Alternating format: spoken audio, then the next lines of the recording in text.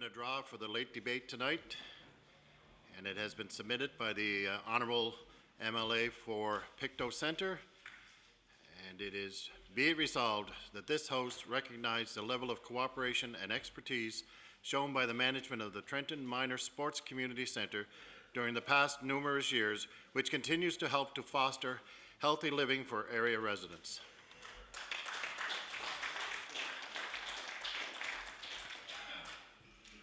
Commence the daily routine. The Honourable Member for Hants West. Thank you, Mr. Speaker. Mr. Speaker, before we proceed, I wish to rise on a point of privilege. This morning, during the meeting of the Standing Committee on Public Accounts, I rose on a point of order concerning decisions of the Chair taken in subcommittee with respect to the matters within the jurisdiction of the Public Accounts Committee. These concerns were provided to the Chair in writing, a copy of which I will provide the House. Mr. Speaker, it is the right of all members of this House to have the rules of the House followed. As a consequence, I'm requesting that you review this matter and make a ruling with respect to the subcommittee's rights to make these decisions, and in particular, my rights as a member of the legislature and this committee to have the rules and procedure followed. Thank you, Mr. Speaker. The Honourable Member for Halifax Needham. Thank you. Thank you very much, Mr. Speaker. Mr. Speaker, the Honourable Member raised a point of order today in the committee. As chairperson of the Public Accounts Committee, I listened to his point of order. I heard from a member of the Liberal caucus on the point of order and a member of the NDP caucus on the point of order, and indicated to the member that I would make a ruling and would consult with Ledge Council with respect to the point of order he had raised. He did not raise it as a point of privilege in committee today, and I would very much like the opportunity to follow through on the commitment that I made as the chair to consider his point of order and render a decision at the earliest possible moment. Thank you, Mr. Speaker. The Honourable Member for Preston. Thank you, Mr. Speaker. I too was at the meeting this morning and a previous meeting that was discussed here, and it was my understanding and our caucus's understanding, we were very satisfied with the chair of the committee reviewing this with legal counsel to see if indeed it was a point of privilege and indeed how we'd handle this situation at the committee level. And then it was also my understanding as well as if the member still feels the way he does today after the ruling comes in, then he had the opportunity to bring it back here as a point of privilege. And I feel that it's inappropriate at this point that this proceed in this venue until the committee has had an opportunity to go through the proper process and handle the proper process and make sure that this issue is properly resolved. I'm a little bit concerned that a government member would bring this up on this very, very important topic of immigration, which is a serious problem for the government, will become a more serious problem for the government, and I would rather see the committee move forward with a plan with all equal representation that we have on that committee, and then indeed if the member still feels the way he does now, bring it back to this venue and discuss it in this venue. The Honourable Government House Leader. Thank you very much, Mr. Speaker. And just listening to the comments just made, I would just also indicate that my understanding from the member from Hants West and his concerns that were brought forward with regards to a committee and more importantly the subcommittee, and now would bring forward to me an issue of privilege, an issue probably of points of order. And Mr. Speaker, as far as the chair of a committee goes with regards to this House, any member of this House can come before this with regards to their rights and privileges, which extend, as you know, into the committees of this House, but also responsible to this House. And the last time I would look, Mr. Speaker, I don't believe it is incumbent, nor is there an authorization of this House, for chairs of committees to be making rulings. It is you, Mr. Speaker, that can make a ruling before this House on a point of order or privilege. And it is incumbent upon a chair of a committee with matter brought before them to bring those forward to you, Mr. Speaker, as far as I'm concerned. The Honourable, the member for Cape Breton South. Yes, Mr. Speaker. It was somewhat confusing when the member rose. He rose on a point of privilege and then proceeded to talk about a point of order. That was left everybody unsure as to what he was talking about, whether it was a point of privilege or a point of order. In any case, the member is asking you as Speaker to rule on something that you weren't even privy to. You weren't even there. You know, and I think that should be left to the committee to decide whether or not there's a case, and if he's not satisfied with that arrangement, then to take the matter back to the House for the House to decide whether or not it should go any further. The Honourable member for Halifax, Needham. Thank you, Mr. Speaker. And I would say, I just want to correct the Honourable Government House Leader with respect to a ruling having been made by the Chair of the Committee. There is no ruling that I'm aware of. If somebody would like to specify what the ruling was, then, you know, perhaps we could look at that issue. But as the Chair of the Committee, I made no ruling. In fact, when the point of order was raised, I indicated that I would take the point of order under advisement according to the rules of this legislature and report back to the member and to other members in the committee. So I'm really not sure what the Government House Leader is referring to. And I think that people need to see the transcript from the subcommittee, and I think the transcript from the Public Accounts Committee today, and in addition to review the correspondence that was raised by the member. And by way of information, Mr. Speaker, I understand that the member sent you a letter as well with respect to his point of privilege. And I would be very much appreciate a copy of that letter, because as the chair of the committee, I have not received that letter, and I would say that common courtesy would dictate that I have a copy. I'm going to recognize the member for Preston, and then we're going to move on. Thank you, Mr. Speaker. It is my understanding at the meeting today, and I'm sure that you'll review the minutes before you make a decision on anything, that it was the chair of our committee was going to look at this, make a decision whether we should move forward or not at the committee level, and bring it back to the committee for the ultimate decision. The ultimate decision will be made by the committee, not by the chair, as she has indicated. And I was very satisfied with that, and our caucus was. I understand the concerns are being raised by my colleague in the Conservative Party, but indeed I feel that we have to have the opportunity as a committee to resolve this if we can. If it can't be resolved, then indeed the members should have the ability to bring back this as a point of privilege. But in the meantime, I would suggest that we could probably look at the information in detail and see if it's something that can be supported by the Speaker. Thank you. The Honourable, the Government House Leader. Yes, Mr. Speaker, and just for clarity and as well to the points that were raised, and I would say to the honourable member that yes, indeed, there is some confusion because there was a matter of point of privilege, a point of order, and I ask that you recognize that there is a concern that's been raised, that I believe that there hasn't been appropriate or due consideration of that, or in fact fair consideration of that. That is my opinion as I stand here as the Government House Leader. Mr. Speaker, I would also ask that you, in your undertaking, if you would possibly consider looking at the transcript from subcommittee and from committee with regards to this, because I want it to reflect the understanding of my colleague with his concerns to you. Thank you.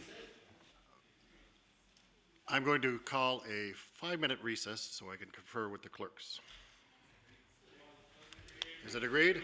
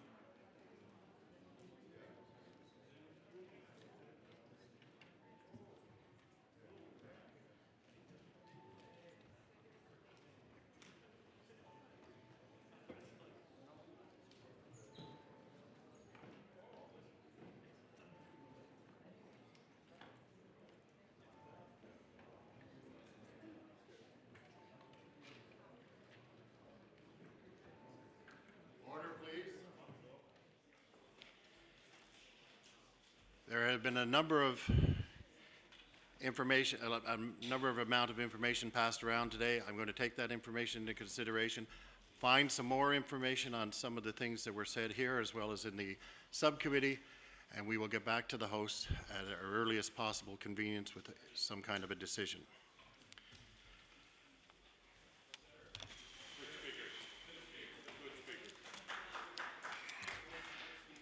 We will now commence with the daily routine, presenting and reading petitions. The Honourable, the member for Hants West. Thank you, Mr. Speaker.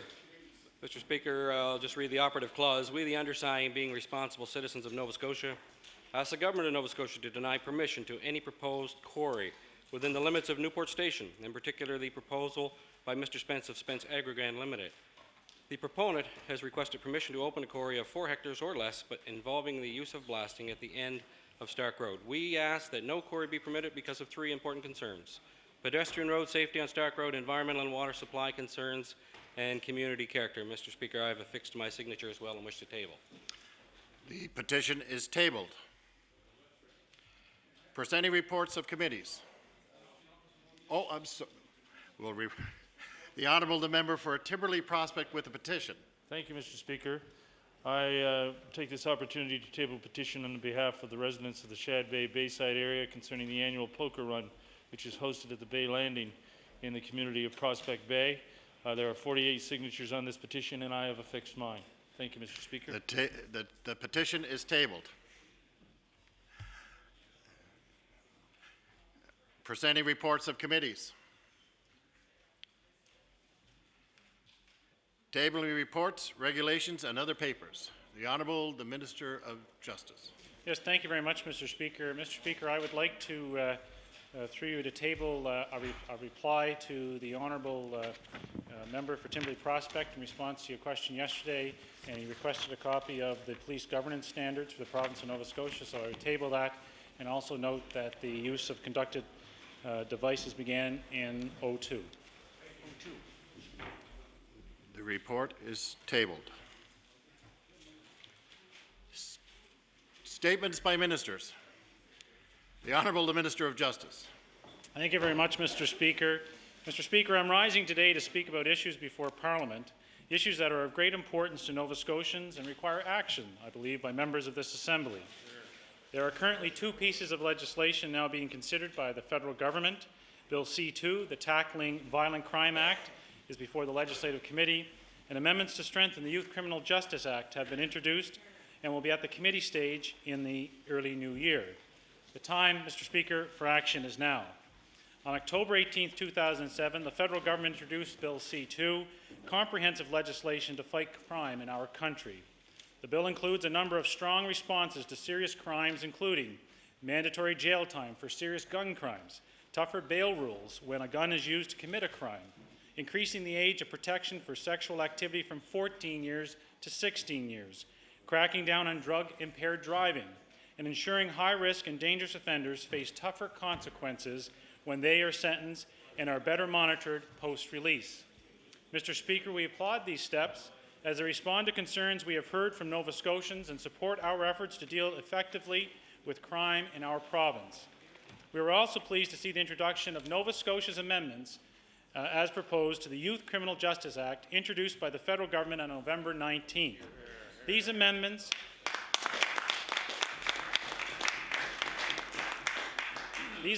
will allow courts to consider deterrence and denunciation as objectives of youth sentences. They also propose changing the pre-trial detention provisions to make it easier to detain youth before trial if they pose a risk to public safety or their own. The federal government has announced a full review of the Act in 2008. We will continue to press for changes that better protect Nova Scotians and respond to the needs of young people in conflict with the law. Mr. Speaker, as the Federal Justice Minister noted when the amendments were announced, Nova Scotia has strongly advocated for improvements to the Youth Criminal Justice Act. Our concerns were echoed by Commissioner Merlin Nunn in his report and by Nova Scotians during the Minister's Task Force on Safer Streets and Communities. Law enforcement, legal experts, and citizens from across Canada have been calling for changes to strengthen the Act to address a small number of out-of-control youth who are a danger to themselves and others. While we believe the Act works for the majority of youth, in some cases it's failing to protect the public and meet the needs of our young people. We are therefore pleased with the federal government's decision to introduce amendments to improve this legislation. While further work remains, this is a good start, and Minister Nicholson's announcement has been welcomed by Nova Scotians and Canadians. However, Mr. Speaker, introducing this legislation is only the first step. Public safety will only be improved when it is passed. I extend my thanks and appreciation to colleagues across Canada, across political lines and parties who have supported these amendments. And I want to thank all members of this House for their unanimous backing of the resolution I introduced previously that called on members to support this federal legislation. Mr. Speaker, I want this House and all Nova Scotians to know that we take crime seriously. Successful implementation of these laws at the federal level will have a positive impact here in Nova Scotia. Today, I'm calling upon, in fact, asking all members of this House to demonstrate their support for these important advancements in the safety and security of our communities by encouraging members of Parliament and the Senate to make these bills to bring these bills into law. We need to ensure that everyone is working together to make our laws the truly effective legislation that is needed to protect Canadians and serve our young people. I welcome the intervention and contributions of members to the safety of our province. In the coming days, I'll launch a comprehensive strategy that will significantly advance our efforts to ensure the safety and security of Nova Scotians. Thank you, Mr. Speaker.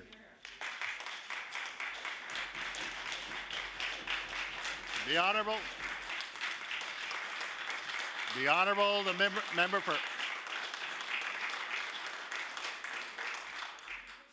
the member for Timberley Prospect. Thank you, Mr. Speaker, and I want to thank the Minister particularly for that early morning cell phone call with alluding to the fact that this statement was forthcoming. I think it's important to realize these are both important pieces of legislation at the federal level that I know all of us as provincial MLAs will follow quite closely. In particular, thanks should be offered to the ministers across the country who have been involved in the process. This particular minister, but also his predecessor, took numerous trips to Ottawa for various reasons, and I'm sure they weren't all just to go to see the Ottawa Senators games. I want to compliment the previous minister for his work on this particular piece of legislation, but I want particularly to thank Nova Scotians who've made their views known on the issue, particularly when we're looking at the issue of the Youth Criminal Justice Act and the much-needed review which is going to be forthcoming. It's something that, as the justice critic for the official opposition, I assure you, Mr. Minister and Mr. Speaker, I'm going to follow very carefully. In particular, I think this province owes a grateful thanks to Commissioner Merlin Nunn. Teresa McAvoy was a special woman, and out of that terrible tragedy on that awful afternoon, something positive has come from that terrible event. The McAvoy family in particular should be complimented for their ongoing attempt to make sure that Teresa's memory, that these changes will be forthcoming. Those are positive. And to the family of Archie Billard in return, much has to be learned from what happened to that young man and the consequences of where he ended up. We wish him, and I know all members present in this House wish Archie all the best as he continues, hopefully, to rehabilitate. There are, however, some concerns because not all of Justice Nunn's recommendations were accepted. Probably 1/3 of them at this stage have been accepted, and I think it's important at this time that I look at the fact that there are some recommendations that are not included. For example, the declaration of principle in amending Section 3 was to, quote, add a clause indicating that protection of the public is one of the primary goals of the Act, end of quote. It also, this particular amendments do not address Justice Nunn's recommendation that the definition of violent crime, and this is of some consequence, Mr. Speaker, Merlin Nunn, Justice Nunn recommended that when we look at violent crime, it is to include conduct that endangers or is likely to endanger the life and safety of another person. That particular recommendation is not included. More importantly, the amendments do not answer and respond to Justice Nunn's recommendation that the government amend and simplify, and there's the key thing, Mr. Speaker, simplify the statutory provisions relating to the pre-trial detentions of young persons so that Section 29 will stand on its own without interaction from other statutes. It's important for us to recognize that this is a good first step, Justice Nunn's recommendations are far more expansive than have been included thus far, and hopefully with further review, these other recommendations from Justice Nunn will be included. Of course, the House is well aware of the fact that this is a controversial piece of legislation because of the fact that there are at-risk young people in our community. We want to be supportive of them, but we want to make sure that they clearly understand the consequences of their particular unfortunate behavior. Commissioner Nunn has brought forth some landmark advice, not just for this government, not just for this province, for this country. And I'm looking to the review of the Youth Criminal Justice Act and to the inclusion of the recommendations, that all of them, that Justice Nunn brought forward. For those comments, I'd like to thank the Minister, look forward to the review, look forward to a trip to Ottawa the next time the Senators play the Bruins.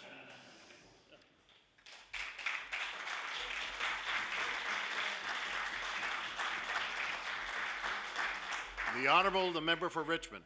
Thank you, Mr. Speaker. It's a pleasure to rise in my place and respond to the statement made by the Minister of Justice and Attorney General in light of the two pieces of legislation dealing with the Youth Criminal Justice Act that are currently being considered by the federal government.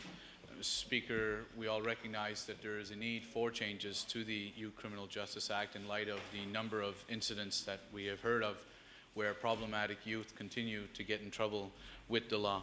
What's important to recognize, though, Mr. Speaker, that what's being proposed by the federal government is merely a small piece of what the recommendations were from Justice Merlin Nunn in light of the Teresa McAvoy inquiry that took place. Mr. Speaker, as has been mentioned, only 2 of the 6 recommendations are actually being moved forward on by the federal government. And why the federal government is promising a full review of the Youth Criminal Justice Act in 2008, that will be a full 2 years after the recommendations were made by Justice Nunn. Therefore, it is quite clear that the federal government doesn't appear to be in any rush to be making these changes.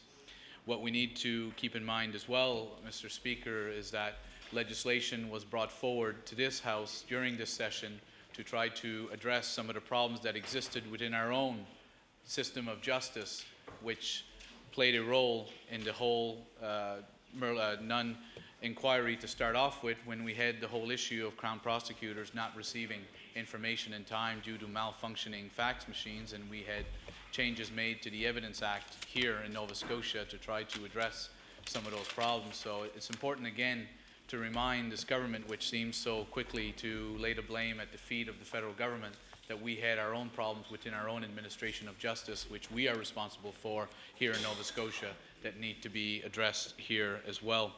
Mr. Speaker, we do look forward to the strategy which the Minister of Justice continues to speak about, because while Nova Scotians are concerned with the issue of reoffending youth in our province, they also want to know what the strategy and what the vision is from this government on trying to prevent young people from getting into trouble with the law to start off with. And more, what we've seen from this government over the years is a get tough on crime by looking for more ways of punishing young people, of having longer sentences, rather than looking at the root cause of what is causing crime in this province. And our caucus and our leader have been very vocal in calling upon this government to provide better services to our young people, whether it's through recreation facilities, whether it's through the school system and identifying youth at risk, or whether it's through our whole community services system, which knows where we have young people that are in trouble and which seems to turn a blind eye to the issues of poverty and the role that it plays in crime in our society. So, Mr. Speaker, while we do support the measures that are being taken by the federal government, Nova Scotians don't want to see more young people in jail. They want to see less, and they want to see the vision from this government as to how we can achieve that as a province. Thank you, Mr. Speaker.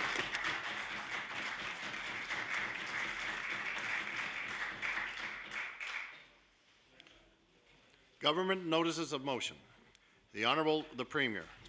Mr. Speaker, I hereby give notice that on a future day I shall move the adoption of the following resolution.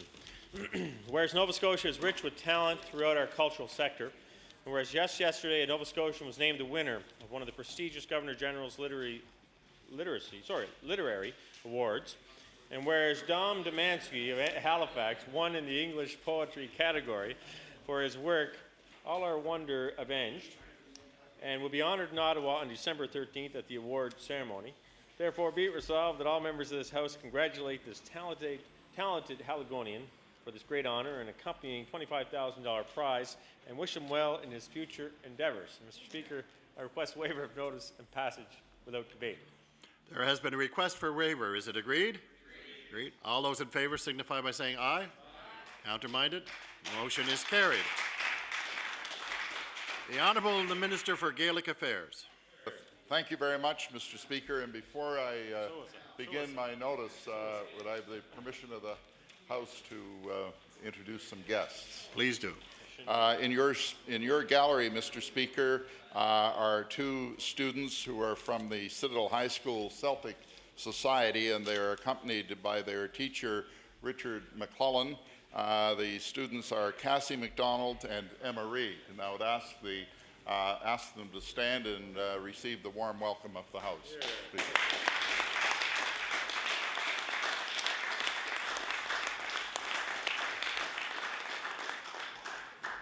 Tapalev. Mr. Speaker, I hereby give notice that on a future day I shall move the adoption of the following resolution. Whereas students of the Gaelic Society at the new Citadel High School in Halifax are helping to educate themselves and others and foster renewed interest in Gaelic as a customary language and culture of our province. And whereas this week they are celebrating Gaelic heritage through a céilí at the high school, which will include Highland and step dancing, Gaelic singing, and fiddle music. And whereas special thanks go to teachers Melissa Shaw, Richard McClellan, and Donna McGuinness, who helped to set up the society and encourage participation of the students. Therefore, be it resolved that all members of this House congratulate the students of the Gaelic Society at Citadel High and their supportive teachers for fostering this wonderful language and encouraging all who can attend their céilí at Citadel High this Thursday, November 29th, 2007, from 7 to 9 to attend, Mr. Speaker. Mr. Speaker, I request waiver of notice and passage without debate. There has been a request for waiver. Is it agreed? All those in favor signify by saying aye. Aye. Against? The motion is carried. The Honourable the Minister for Health Promotion and Protection. Mr. Speaker, if I may, before I read my resolution, make an introduction as well. Please do. I'd like to call to the attention of the attendants in your gallery, Mr. Speaker, Brianna Lynch and Alan McAvoy, who are here representing the Heart and Stroke Foundation of Nova Scotia. And before I read the resolution, I should note that each MLA will be receiving a Heart and Stroke walkabout pedometer, courtesy of the Heart and Stroke Foundation of Nova Scotia. Also with them today, Mr. Speaker, is the President of Smoke Free Nova Scotia, Sharon McIntosh. Sharon is a tremendous advocate of smoke-free Nova Scotia. These three Nova Scotians have worked very hard to move our goal of becoming the healthiest and safest province in the country, and I would ask members to give them a warm welcome of applause as they rise to be received by the President.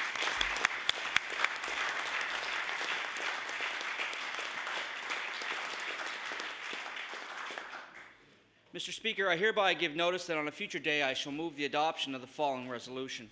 Whereas on Tuesday, October 16, 2007, the Heart and Stroke Foundation of Nova Scotia, in partnership with the Department of Health Promotion and Protection and the Ecology Action Centre, launched the Heart and Stroke Walkabout.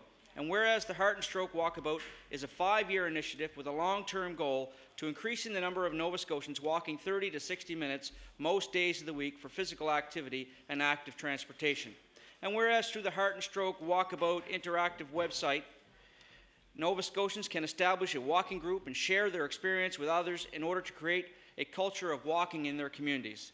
Therefore, be it resolved that all members of this House support the Heart and Stroke Foundation of Nova Scotia with its walking initiative by encouraging walking in their communities. Mr. Speaker, I request waiver of notice and passage without debate. There has been a request for waiver. Is it agreed? All those in favor signify by saying aye. Against?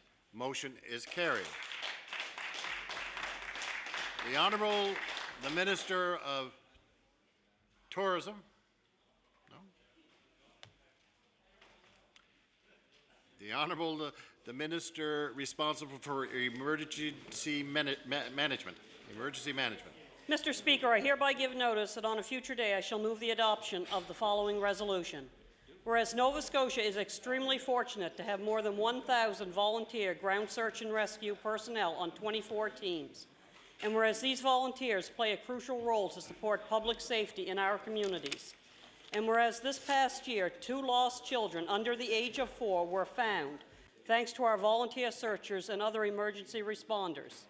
Therefore, be it resolved that all members of this House take every opportunity to show their support for their volunteer teams back in their constituencies and acknowledge their contribution to the public safety of Nova Scotians. Mr. Speaker, I request waiver of notice and passage without debate.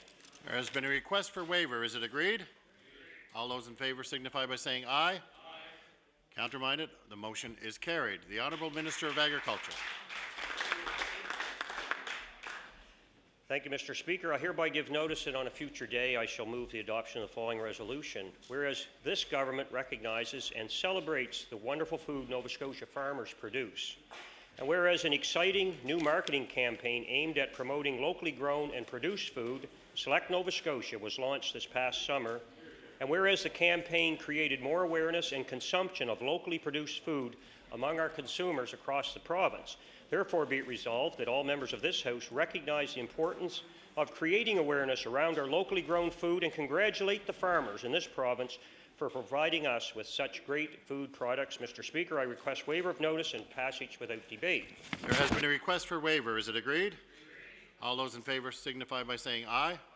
Counterminded? The motion is carried. The Honourable the Minister of Fisheries and Aquaculture. Thank you, Mr. Speaker. Mr. Speaker, I hereby give notice that on a future day I shall move the adoption of the following resolution.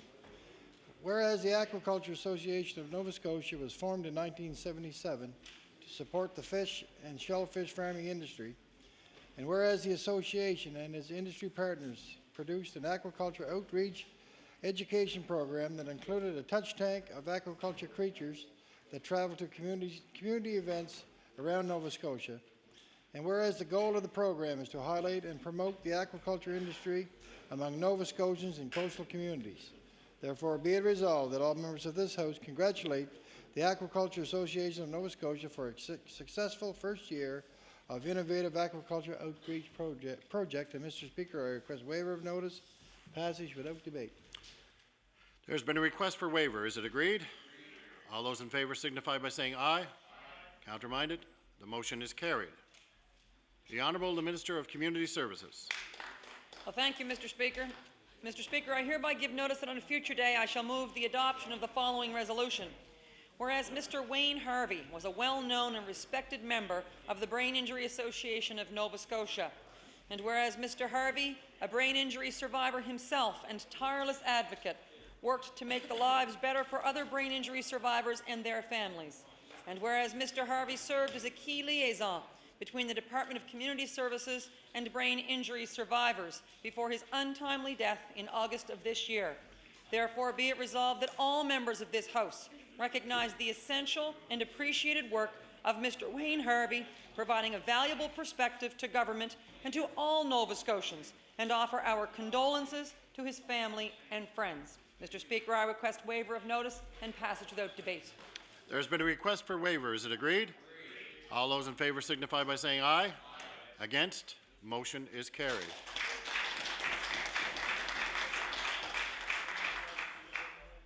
The Honourable the Minister of Natural Resources. Yes, thank you, Mr. Speaker. Mr. Speaker, I hereby give notice that in a future day I shall move the adoption of the following resolution.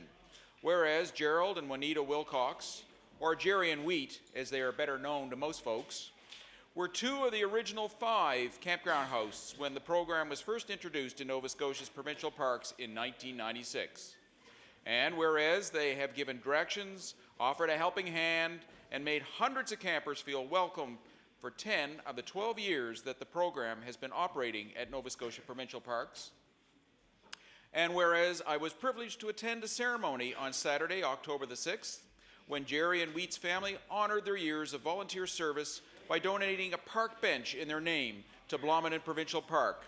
Therefore, be it resolved that members of this House also acknowledge the outstanding volunteer services provided by Jerry and Wheat Wilcox and thank them for the 10 years of warm and gracious welcomes they have given so many people visiting our province.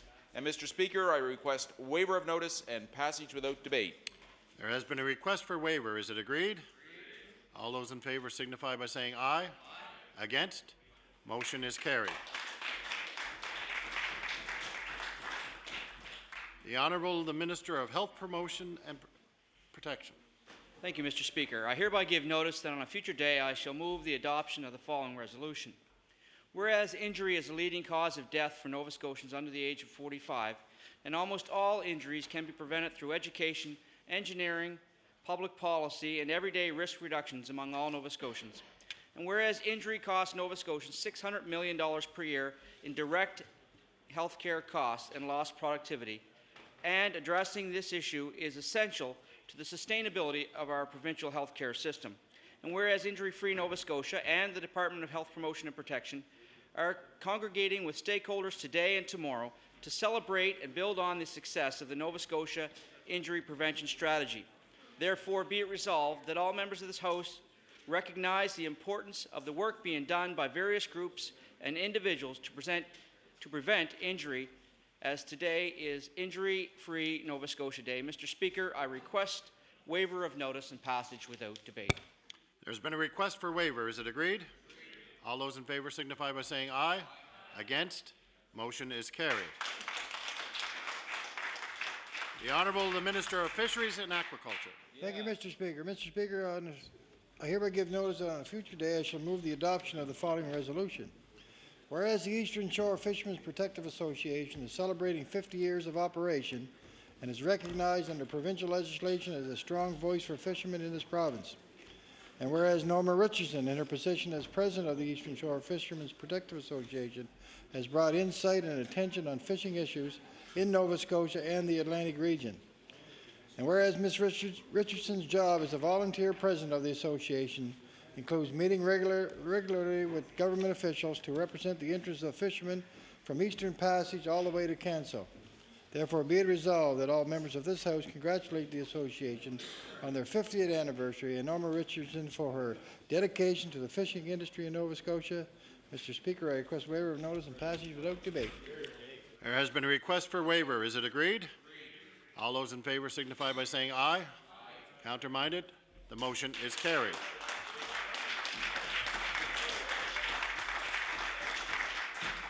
The Honourable the Minister of Agriculture. Thank you, Mr. Speaker. I hereby give notice that on a future day I shall move the adoption of the following resolution. Whereas the mandate of the Nova Scotia Agriculture College, located in Bible Hill, is to provide world-class education and research in support of agriculture, and whereas only 3 Canadians received the highly regarded Friendship Award for contributions to the social and economic development of China, and whereas Dr. Samuel Asiadu, Professor of Plant Science at the Nova Scotia Agriculture College, was one of 3 Canadians to receive this prestigious award for his work in promoting sustainable production of quality potato crops to increase local food production in rural China. Therefore, be it resolved that members of this legislature congratulate Dr. Asiadu on his award and his enhancement of the reputation of the NSAC as a world-class leader in agriculture research and knowledge transfer. And Mr. Speaker, I'd request waiver of notice and passage without debate. There has been a request for waiver. Is it agreed? All those in favor signify by saying aye. Counterminded? The motion is carried.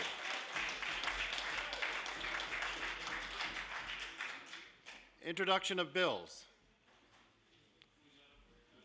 The Honourable the Minister of Environment and Labour.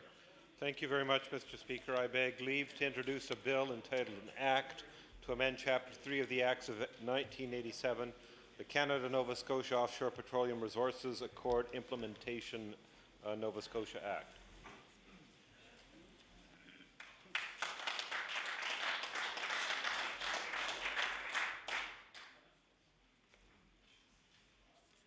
The Honourable Member begs leave to introduce a bill entitled An Act to Amend Chapter 3 of the Acts of 1987, the Canada-Nova Scotia Offshore Petroleum Resources Accord Implementation Nova Scotia Act. Bill 33, entitled An Act to Amend Chapter 3 of the Acts of 1987, the Canada-Nova Scotia Offshore Petroleum Resources Accord Implementation Nova Scotia Act. Ordered that this bill be read for a second time on a future day. The Honourable the Member for Sackville-Cobequid. Thank you, Mr. Speaker. I beg leave to introduce a bill entitled An Act to Require the Development and Implementation of a Palliative Care Strategy for Nova Scotia.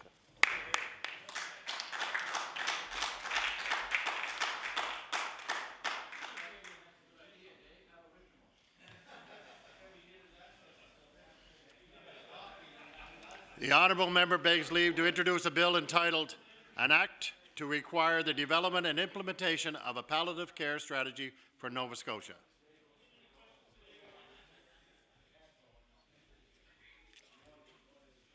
Bill 34, entitled An Act to Require the Development and Implementation of a Palliative Care Strategy for Nova Scotia. Order that this bill be read for a second time on a future day. The Honourable the Member for Kings West. Mr. Speaker, if I could make an introduction first, please. Please do. Seated in the East Gallery is Nicole Fraser, Brian Hickling, Vice Chair, and Wade Brummett, Chair of the Equal Education Association of Nova Scotia. Mr. Speaker, if the House would give them a warm welcome here today, please.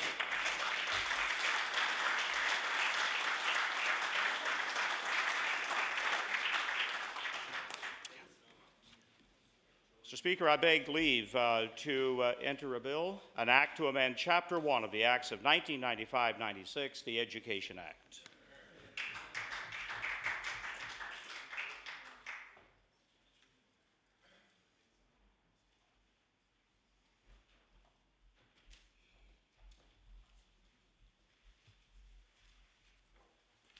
The Honourable Member begs leave to introduce a bill entitled An Act to Amend Chapter 1 of the Acts of 1995-96, the Education Act.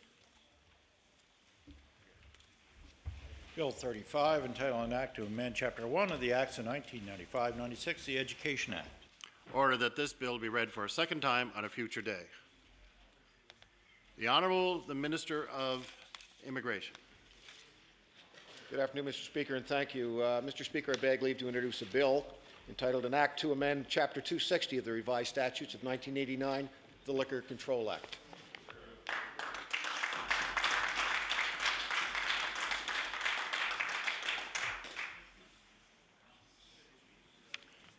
The Honourable Member begs leave to introduce a bill entitled An Act to Amend Chapter 260 of the Revised Statutes 1989, the Liquor Control Act. Bill 36, entitled An Act to Amend Chapter 260 of the Revised Statutes 1989, the Liquor Control Act. Order that this bill be read for a second time on a future day. The Honourable the Member for Pictou West. Thank you, Mr. Speaker. I beg leave to introduce a bill entitled An Act to Amend Chapter 18 of the Acts of 1998, the Municipal Government Act, to regulate the application and use of pesticides for cosmetic purposes.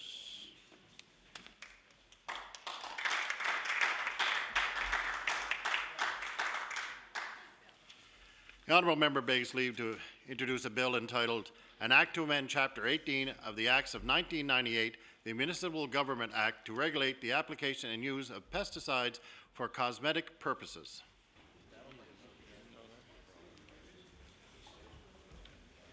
Bill 37, entitled An Act to Amend Chapter 18 of the Acts of 1998, the Municipal Government Act, to regulate the application and use of pesticides for cosmetic purposes.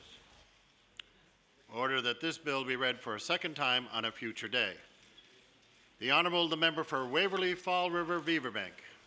Thank you, Mr. Speaker. I beg leave to introduce a bill entitled An Act to Amend Chapter 92 of the Revised Statutes 1989, the Consumer Protection Act.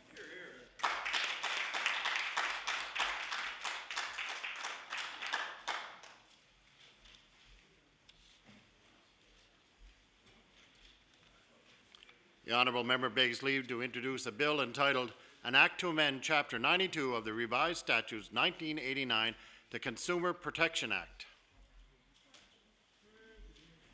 Bill 38, entitled An Act to Amend Chapter 92 of the Revised Statutes 1989, the Consumer Protection Act.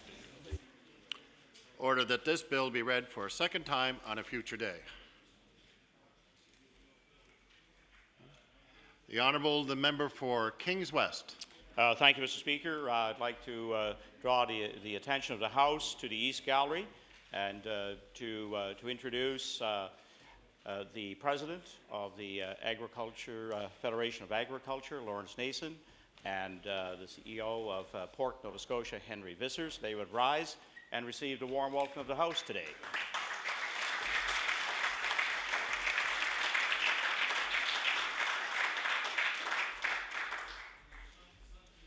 Notices of motion. The Honourable, the Leader of the Official Opposition. Thank you very much, Mr. Speaker. I hereby give notice that on a future day I shall move the adoption of the following resolution. Whereas recommendation 20 of the Nunn Report states that Parliament should amend the Declaration of Principle in Section 3 of the Youth Criminal Justice Act to indicate that protection of the public is one of the primary goals of the Act. And whereas recommendation 21 states that Parliament should amend the definition of a violent offence in Section 39(1)(a) of the Youth Criminal Justice Act to include conduct that endangers or is likely to endanger the life or safety of another person. And whereas Justice Nunn also recommended that Parliament amend and simplify the statutory provisions relating to pre-trial detention of young persons so that Section 29 will stand on its own. Therefore, be it resolved that this House urges the House of Commons to amend Bill C-25 so that it includes the important recommendations for amendments to better protect public safety which were made by Justice Nunn. And, Mr. Speaker, I would request waiver of notices and passage without debate. There has been a request for waiver. Is it agreed? All those in favor signify by saying aye. Aye. Motion is carried. The Honourable, the Member for Cape Breton South. Mr. Speaker, I hereby give notice that on a future day I shall move the adoption of the following resolution. Whereas Chief Terry Powell and the people of Member 2 First Nation have a reason to celebrate another achievement on Friday, November 30th, 2007, and whereas a partnership has been formed between the Cape Breton Regional Police Service and Member 2 for the provision of police services, and whereas a welcome ceremony will take place to formally recognize the introduction of the new Cape Breton Regional Police Service, Member 2 Police Division. Therefore, be it resolved that members of the House of Assembly congratulate Member 2 Chief Terry Paul and Regional Police Chief Edgar McLeod for their valuable role in making this historic agreement possible, and wish everyone much success as a new era in policing begins at Member 2. I would ask for waiver of notice, Mr. Speaker.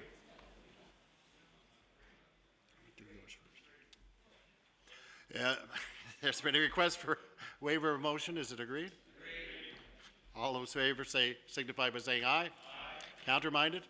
The motion is carried. The Honourable, the Member for Hants West. Thank you, Mr. Speaker. May I be permitted to do an introduction?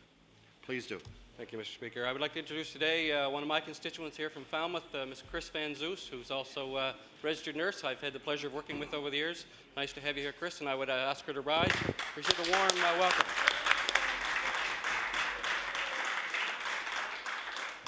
I hereby give notice that on a future day I shall move the adoption of the following resolution. Whereas Falmouth resident, paramedic Edward Jerry Parfitt has been awarded the Emergency Medical Services Exemplary Service Medal by the province of Nova Scotia. And whereas Mr. Parfitt is in a high-risk profession and dedicates himself to preserving public safety and assisting people at a moment's notice. And whereas Mr. Parfitt has worked as an emergency paramedic in the healthcare system for the past 29 years, spending the majority of those years in Hants West area. Therefore, be it resolved that all members of this House applaud Jerry Parfitt for his dedication to people in an emergency and exemplary service. And Mr. Speaker, I request waiver of notice and passage without debate. There has been a request for waiver. Is it agreed? All those in favor signify by saying aye. Aye. Against? Motion is carried. The Honourable, the Member for Dartmouth North. Thank you, Mr. Speaker. I want to draw the attention of the House to the West Gallery, where we're joined today by leaders Kathy Cusack, Zoe Mitchell, and Mary Moore, along with 4 adult learners that are here today representing the Dartmouth Learning Network, an organization that continues to strive for literacy goals in the communities of Dartmouth North. So I'd ask the host to give them a warm welcome today.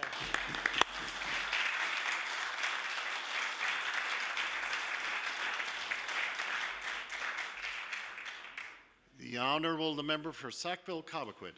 Thank you, Mr. Speaker. I hereby give notice that on a future day I shall move the adoption of the following resolution. Whereas our healthcare professionals across Nova Scotia deliver quality care under often circumstances, and whereas the staff of the Respiratory Therapy Unit of the Yarmouth Regional Hospital works hard every day to assess and treat patients in southwestern Nova Scotia, and whereas the health professionals of this unit deserve our trust and respect, therefore be it resolved that the House of Assembly congratulate and thank the dedicated health providers of the Respiratory Therapy Department of the Yarmouth Regional Hospital and all health providers and allied professionals in this province. Mr. Speaker, I request a waiver of notice and passage without debate. There has been a request for waiver. Is it agreed? All those in favor signify by saying aye. Contraminded? The motion is carried. The Honourable the Member for Halifax Clayton Park. Mr. Speaker, I hereby give notice that on a future day I shall move the adoption of the following resolution. Whereas the planning, design, and construction team for Citadel High School included Karen Robinson, who is a nationally recognized expert in healthy school construction.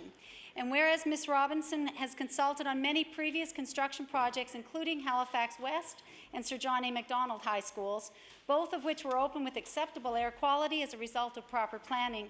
And whereas Citadel High opened in September after only 1 week of air flushing, even though Ms. Robinson recommended 6 to 8 weeks, and the LEED building standards call for a minimum of 4 weeks to ensure improved air quality. Therefore, be it resolved that the members of the House of Assembly call on the new Minister of Transportation and Infrastructure Renewal to review the role the department played in ignoring the evidence and opening Citadel High School before it was prudent to do so. Mr. Speaker, I ask for waiver of notice and passage without debate. There has been a request for waiver. Is it agreed? I hear several noes. The motion is tabled.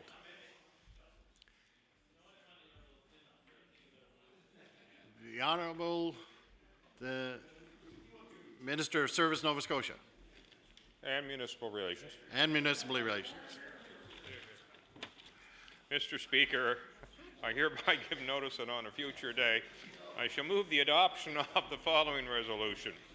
Whereas Jody Jameson, a Truro native, won 3 of harness racing's most prestigious pacing events in 2007, 2 behind Tell All, and a 3rd with Santana Blue Chip, and is Canada's leading money-winning driver. Whereas Jody Jameson, a 3rd-generation horseman and son of trainer Carl Jameson, won the world-famous Little Brown Jug for 3-year-old pacers, claimed the $1.5 million North American Cup with Tell All, and the Breeders' Cup for 2-year-old pacing colts with Santana Blue Chip. Whereas Jody Jameson's 2007 season has been his finest to date, as he has captured some of harness racing's most prestigious events of both Canadian and American soil through his partnership with Tell All and Santana Blue Chip. Therefore, be it resolved that all members congratulate Truro native Jody Jameson on his outstanding year in the harness racing world and wish him even more success in the future. And passage without debate. There has been a request for waiver. Is it agreed? All those in favor signify by saying aye. Aye. Against? Motion is carried. The Honourable the Member for Queens. Thank you, Mr. Speaker. I hereby give notice that on a future day I shall move the adoption of the following resolution. Whereas Brooklyn resident Helen Harrington has recently put together her first book of poetry containing poems penned over a 25-year period. And whereas this book of poems, Lost and Found, comes out of a very difficult time of Helen's life, but was the inspiration for these poems. And whereas the stigma of mental illness is still frowned upon by society, and many do not understand the problems related to this illness, therefore be it resolved that this House of Assembly recognize Helen Harrington of Brooklyn for putting this book of poetry together and bringing the subject of mental illness forward through her poetry. Mr. Speaker, I request waiver of notice and passage without debate. There has been a request for waiver. Is it agreed? All those in favor signify by saying aye. Aye. Against? Motion is carried. The Honourable the Member for Clare. Thank you, Mr. Speaker. Monsieur le Président, par la présente, j'avise que je proposerai à une date ultérieure l'adoption de la résolution suivante. Attendu que le Festival acadien de Clare est une célébration annuelle d'une partie intégrante du patrimoine et culturel de notre province, et attendu que les gens de Clare ont célébré leur 52e Festival acadien cet été, et attendu que de nombreux bénévoles s'engagent chaque année pour assurer l'organisation et le bon déroulement du festival, qu'il soit résolu que les membres de cette Assemblée se joignent à moi pour féliciter et remercier les organisateurs du 52e Festival acadien de Clare. Et, Monsieur le Président, je propose l'adoption de cette résolution sans préavis et sans débat. Mr. Speaker, I hereby give notice that on a future day I shall move the adoption of the following resolution. Whereas the Clare Acadian Festival is an annual celebration of an important social fabric of Nova Scotia and its cultural heritage, and whereas this year the people of Clare celebrated their 52nd Acadian Festival, and whereas dedicated volunteers are engaged in the organization of the festival every year, therefore be resolved that members of this House of Assembly join me in congratulating the organizers and participants of this year's Clare 52nd Acadian Festival. And Mr. Speaker, I would ask for waiver of notice and passage without debate. There has been a request for waiver. Is it agreed? All those in favor signify by saying we. Against? Motion is carried. The Honourable the Member for Pictou Centre. Thank you, Mr. Speaker. Mr. Speaker, I hereby give notice that on a future day I shall move the adoption of the following resolution. Whereas more than 700 participants and spectators put up with the wet, cold weather in Trenton on Victoria Day weekend this year to take part in the 43rd annual Joe World Victoria Day Road Races. And whereas B.J. Earl, son of the event's namesake, was pleased with the turnout, he is honored to carry on the tradition that his father started in an effort to get more youth involved in more activities. And whereas each year the event organizers presented an award honoring the commitment of longtime participants, and this year's award went to Joe and Betty Pound of Westville for their 20 years of road racing. Therefore be it resolved that all members of this House send their congratulations to the people of Trenton, the organizers and participants of the Joe World Road Races on their 43rd consecutive race weekend, and wish them the best for future races. Mr. Speaker, I request waiver of notice, passage without debate. There has been a request for waiver. Is it agreed? All those in favor signify by saying aye. Against? Motion is carried. The Honourable the Member for Shelburne. Thank you, Mr. Speaker. I hereby give notice that on a future day I shall move the adoption of the following resolution. Whereas Myrtle Christie of Barrington, Shelburne County earned first prize in Play and Learn Skiboo competition at the Shelburne County Senior Games held September 9th through to the 15th, 2007. And whereas Myrtle, a Shake Harbour native, now living in Barrington, is very active in cooking meals, baking, and doing laundry. And whereas Myrtle enjoys playing cards, cryptograms, puzzles, and quilting, therefore be it resolved that the House of Assembly congratulate Myrtle Christie for winning first prize in the Play and Learn Skiboo competition at the Shelburne County Senior Games held September 9th through the 15th, 2007.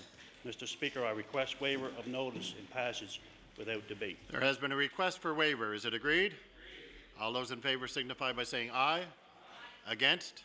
Motion is carried. The Honourable the Member for Digby Annapolis. Thank you, Mr. Speaker. Mr. Speaker, I hereby give notice that on a future day I shall move the adoption of the following resolution. Whereas the average cost of a funeral in Nova Scotia can exceed $10,000, and whereas the tax on a funeral places an additional burden on grieving families and friends, which is unfair and unjustifiable. And whereas while I was attending a funeral service earlier this week, I learned that in my absence, the NDP has decided to adopt the Liberal initiative of refunding the tax on funeral services, an incentive which I put forward in April of this year. Therefore, be it resolved that the government take the necessary steps to implement legislation to rebate the provincial portion of the tax of funeral services and remove an additional burden from grieving families of this province. Mr. Speaker, I ask for waiver of notice and passage without debate. There has been a request for waiver. Is it agreed? I hear several noes. The motion is tabled. The Honourable the Member for Victoria the Lakes. Thank you, Mr. Speaker. Mr. Speaker, I hereby give notice that on a future day I shall move the adoption of the following resolution. Whereas Badek's own Jessica Wong is presently awaiting word as to whether she will be a member of the Canadian national team when it participates in the Under-18 World Women's Hockey Championship in Calgary, January 7th to 12th. And whereas Jessica did play an exhibition game for Team Canada against the United States in August and will learn in the next week to 10 days as to whether she will play in the World Championships. And whereas Jessica eventually wants to play for the Canadian national women's team at the 2010 Olympics in Vancouver and has already participated in 2 national strength and conditioning camps in Calgary over the past 2 summers. Therefore be it resolved that all MLAs commend Badek's Jessica Wong for her exceptional hockey talent, and through this resolution make it known that we stand with her 100% as she awaits word on her participation in the 2008 World Women's Under-18 Hockey Championships. Mr. Speaker, I request waiver of notice and passage without debate. There has been a request for waiver. Is it agreed? All those in favor signify by saying aye. Aye. Against? Motion is carried. The honourable member for Cold Harbour Eastern Passage. Thank you, Mr. Speaker. I hereby give notice that on a future day, I shall move the adoption of the following resolution. Whereas Jennifer Lloyd Mackenzie, a physical education teacher at the Seaside Elementary School in Eastern Passage, succeeded in involving all students, both sport and non-sport, in competition that would get them into the Guinness Book of World Records, and whereas sport stacking is a popular activity for many young people around the world, and whereas Seaside Elementary School, a school of 340 students, participated in an event as a whole school to not only increase school spirit, but to combine exercise and teamwork in a fun environment, therefore be it resolved that this House of Assembly congratulate Jennifer Lloyd Mackenzie and the students of Seaside Elementary in Eastern Passage on their success in a sport stacking event that has garnered them a place in the Guinness Book of World Records. Mr. Speaker, I request waiver of notice and passage without debate. There has been a request for waiver. Is it agreed? All those in favor signify by saying aye. Those against? Motion is carried. The Honourable member for Hants West. Thank you, Mr. Speaker. Mr. Speaker, I hereby give notice that on a future day I shall move the adoption of the following resolution. Whereas the Nova Scotia Public Service Commission is dedicated to building a service that strives for excellence while recruiting Nova Scotians to meet the needs of a modern and innovative public service. And whereas Larry Lathers has served the Department of Transportation and Infrastructure Renewal for 3 decades and is still doing an outstanding job as an operations supervisor based out of Windsor and Brooklyn. And whereas Larry was recently recognized by the province of Nova Scotia for his 30 years of dedication and commitment, which he has exemplified as an employee with Transportation and Infrastructure Renewal. Therefore, be it resolved that all members of this House applaud the tremendous work ethic of Mr. Larry Lathers of Nova Scotia's Public Service and for a job incredibly well done. And Mr. Speaker, I request waiver and passage without debate. There has been a request for waiver. Is it agreed? All those in favor signify by saying aye. Against? Motion is carried. The Honourable Member for Pictou Centre. Mr. Speaker, I hereby give notice that on a future day I shall move the adoption of the following resolution. Whereas the Roots of Empathy program was recently launched for the first time in Pictou County, whereas the program is a classroom-based initiative that aims to reduce the levels of aggression and violence among school children while raising social competence and increasing empathy. And whereas the program receives support from many outlets, including the Pictou County Health Authority and the Department of Community Services, amongst others. And next year's planned partners include the United Way and the Community Health Board. Therefore, be it resolved that all members of this House send their best wishes to the program coordinators and supporters of the Roots of Empathy program as it embarks on its first year in Pictou County, and wish them the best of luck for the next year and into the future. Mr. Speaker, I request waiver of notice and passage without debate. There has been a request for waiver. Is it agreed? All those in favor signify by saying aye. Against? Motion is carried. The Honourable the Member for Victoria the Lakes. Thank you, Mr. Speaker. Mr. Speaker, I hereby give notice that on a future day I shall move the adoption of the following resolution. Whereas Victoria County's own Jessica McDermott led the way in goal as the Cape Breton University Capers captured the 2007 CIS Soccer Championship in New Waterford in mid-November, and whereas CBU went undefeated in the tournament, scoring wins over the University of British Columbia and University of Ottawa, games in which Jessica played exceptionally well. And whereas Jessica McDermott made Victoria County even prouder as she was named to the Tournament All-Star team after her outstanding play, which included 2 shutouts in 3 games. Therefore, be it resolved that all members of this House of Assembly congratulate Jessica McDermott and her Cape Breton University women's soccer teammates on their 2007 National Championship and an outstanding season.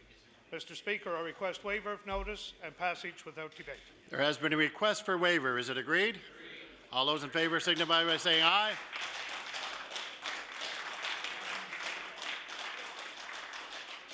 The Honourable the Minister of Transportation and Infrastructure Renewal. Thank you, Mr. Speaker. I hereby give notice on a future day I shall move the adoption of the following resolution.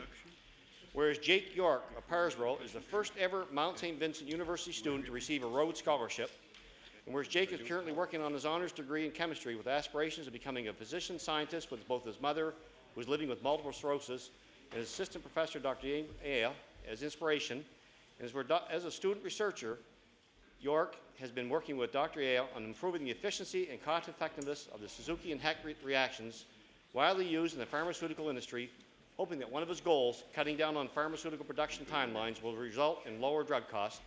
Therefore, be resolved that members of this House congratulate this young Nova Scotian, described by the Mount St. University president as a compassionate leader that will make a difference in the world, and wish him well in his studies at Oxford and his desire to make a difference for so many others through his work. Mr. Speaker, request waiver of notice and pass without debate. There has been a request for waiver. Is it agreed? All those in favor signify by saying aye. Against? Motion is carried. The Honourable Member for Pictou West on an introduction. Thank you, Mr. Speaker, and I'm pleased to take a minute to introduce some folks here in the East Gallery. Members of the Board of Directors of Nova Scotia Nurses Union. I'll ask them to rise as I read their names. Chris Van Soos from Windsor, Teresa Ogilvie from Kentville, Lillian Fines, Bridgewater, Doreen Charman from Halifax, Brenda Keeping, also of Halifax, Anne-Marie Murdoch of New Glasgow, and Maria Lanchel from River John, and ask the House to give them a warm welcome.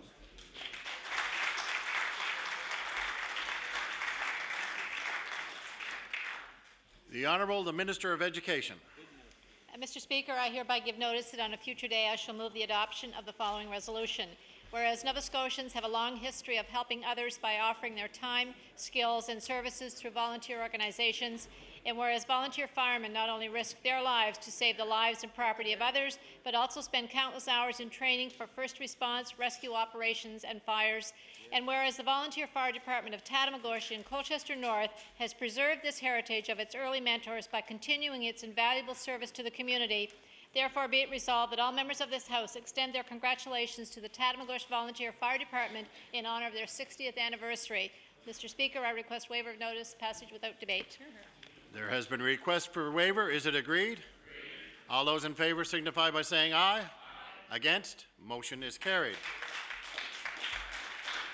The Honourable the Minister of Fisheries. Thank you very much, Mr. Speaker. Mr. Speaker, I hereby give notice that on a future day I shall move the adoption of the following resolution.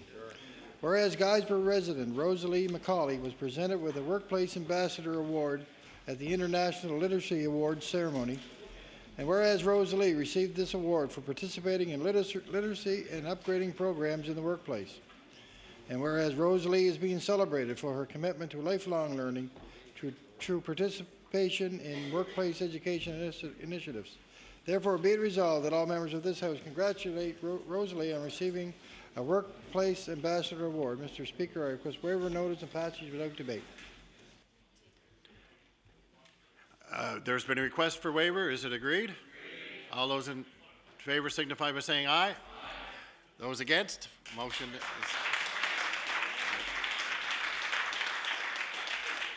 The Honourable the Minister of Health.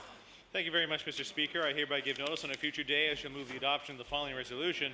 Whereas on Thursday, June 14, 2007, the Honourable Mayanne E. Francis, Lieutenant Governor of Nova Scotia, was at École Secondaire de Panauba to present the Lieutenant Governor's Medal to 12 deserving grade 11 students in the CSAP.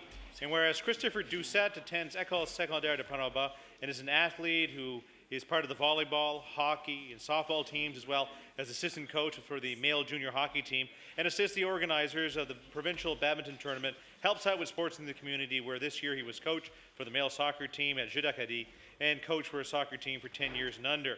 And whereas he's been has also represented the province at the Jeux de la Francophonie as a member of the volleyball team, and is a guitarist who has performed in Sarmu over the past 2 years. Therefore, be it resolved that all members of this House join me in congratulating Christopher Doucette for his outstanding athletic achievements and his dedication to the school and his community. Mr. Speaker, I request waiver of notice and passage without debate. There has been a request for waiver. Is it agreed? All those in favor signify by saying aye. Aye. Against? The motion is carried. The Honourable the Minister of Justice. Thank you, Mr. Speaker. I hereby give notice that on a future day I shall move the adoption of the following resolution.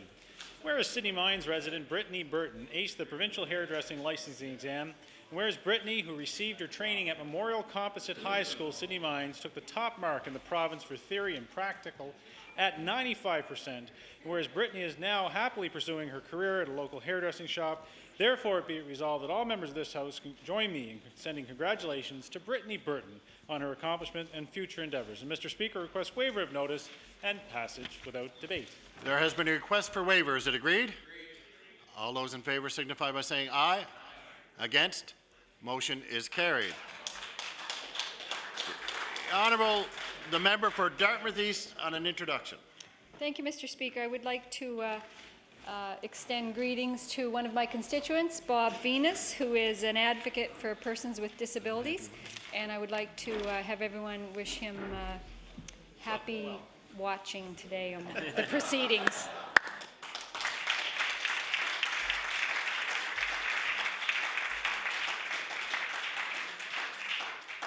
The Honourable the Minister of Natural Resources. Thank you, Mr. Speaker. Mr. Speaker, I hereby give notice that on a future day I shall move the adoption of the following resolution. Whereas Acadia was founded in 1838 to provide access to a university education, open and free to every person regardless of their religious persuasion, unlike other universities of the day. And whereas Acadia has earned its reputation as a leading Canadian undergraduate university for its academic excellence, and whereas Maclean's magazine has recognized Acadia's accomplishments, again, by ranking it the best undergraduate university in the country, therefore, be it resolved that all members of this House acknowledge Acadia's ranking as the best undergraduate university in Canada and the tremendous value it offers to all of its students. And Mr. Speaker, I request waiver of notice and passage without debate. There has been a request for waiver. Is it agreed? All those in favor signify by saying aye. Aye. Against? Motion is carried.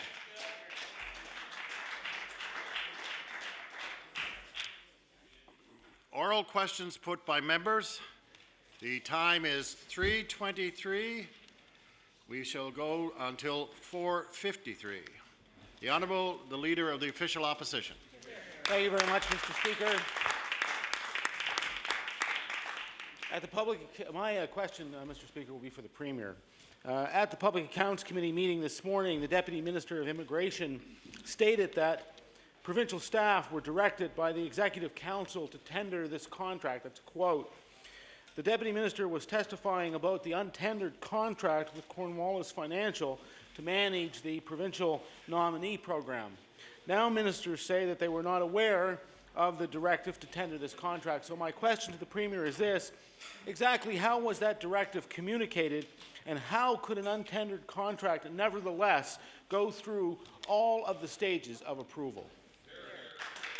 The Honourable the Premier. Thank you very much, Mr. Speaker, for what is a timely question with public accounts this morning. The Deputy Minister was correct in her statement this morning, Mr. Speaker, and as was indicated, Executive Council did make a decision. I believe the year was 2001 at the time, and following that, a number of steps were taken, and we saw mistakes made by staff, Mr. Speaker, and that was brought to the floor today. And as such, Mr. Speaker, We followed up upon that. It's an unfortunate situation, Mr. Speaker, but Mr. Speaker, as was indicated today, the Deputy Minister went through the relevant information. The Honourable, the Leader of the Official Opposition on his first supplementary. Thank you, Mr. Speaker. The real question was how was that directive communicated, is what I asked the Premier. The Premier would know that I spent much of my life in the private sector, building a business, and in fact served as the head of a business organization representing both business and community interests in Dartmouth. And I heard many, many times from businesses that they wanted fair treatment and a level playing field when dealing with the provincial government. In other words, Mr. Speaker, good business people like to deal with good business people. So my question for the Premier is this: can the Premier tell the House what changes have been made or directives issued in light of this case, of this untendered contract, to ensure that businesses will be able to have confidence in a fair tendering process? The Honourable, the Premier. Mr. Speaker, a number of steps were taken, Mr. Speaker. Steps that have been taken include staff are regularly told the importance of following the government's procurement policy. The authority to use the alternative procurement policy rests exclusively with the Deputy Minister. The Department now consults with the Procurement Office on all procurement matters and must have the approval of that office for anything using the alternative procurement process. The Director of Procurement has appeared before the Committee of Deputy Ministers to update them on the government's procurement policy, Mr. Speaker, and the process for alternative procurement. And, Mr. Speaker, all alternatives from Cabinet cross the Deputy Minister's desk, and are the exclusive responsibility of the Deputy Minister to ensure they are carried out. The Honourable, the Leader of the Official Opposition on his final supplementary. Well, Mr. Speaker, this underlines the massive difficulty with miscommunication in that department and with the Executive Council that led to this unfortunate, as the Premier says, situation. You know, Mr. Speaker, the Premier's predecessor, Dr. Ham, proposed that no public-private partnership worth $5 million or more could be signed without a cost-benefit analysis being done under the authority of the Auditor General. Dr. Ham made that proposal on the basis of the high cost to Nova Scotians of deals like the Cornwallis contract and like P3 schools. And Mr. Speaker, I'm going to table a copy of the bill introduced by Dr. Ham in this regard. And my question to the Premier is this: is the Premier considering mandatory independent cost-benefit analysis before he ventures further down the road of public-private partnerships? The Honourable, the Premier. Mr. Speaker, we have already indicated on the floor of this House that a process will be put in place to ensure a proper analysis of the strategic infrastructure partnerships that we enter into, Mr. Speaker. Now, what's quite ironic, though, Mr. Speaker, is that on one hand we have the NDP talking against the private sector, on the other hand they're attempting to try and talk for the private sector, Mr. Speaker. We have a member from Queens who is really, I guess, speaking out against really what her leader is talking about in support of the government's initiative, and talking about the school, the Greenfield School, Mr. Speaker, in the Queens County riding.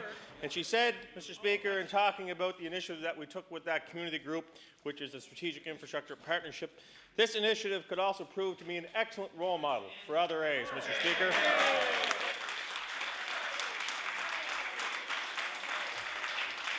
The Honourable, the Leader of the Liberal Party. Thank you, Mr. Speaker. My question is for the Premier.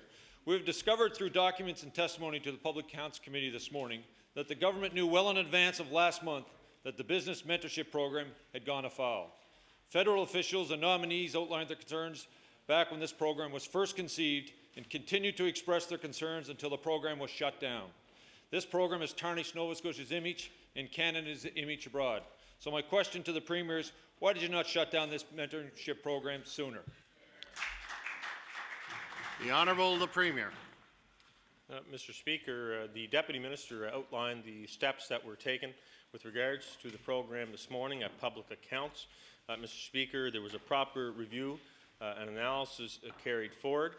There were a number of programs being implemented at the time that the office was set up. Mr. Speaker, I believe that the staff followed up appropriately on all of the options available. The best practices across the country were looked at, and I believe we have a very solid program in place at the present time. The Honourable the Leader of the Liberal Party. Thank you, Mr. Speaker. It seems that everybody had concerns over this program except the government and the Premier. Nominees were being forced into mentorships that had little to do with their previous work experience and skill set. Furthermore, there were no checks and balances to ensure that participating companies who took the money actually provided employment to their nominees. The Premier either knew this was going on and did nothing, or he didn't care enough about immigration to ask or investigate. So my question to the Premier is simple. Which is it? The Honourable the Premier. Mr. Speaker, this province has seen a 66% increase in the number of new immigrants coming to our province, contributing in one way or another because of the initiatives of this government, Mr. Speaker. While that side of the House sat silent on that side for many years while in government in the 1990s, this government did something about it, Mr. Speaker.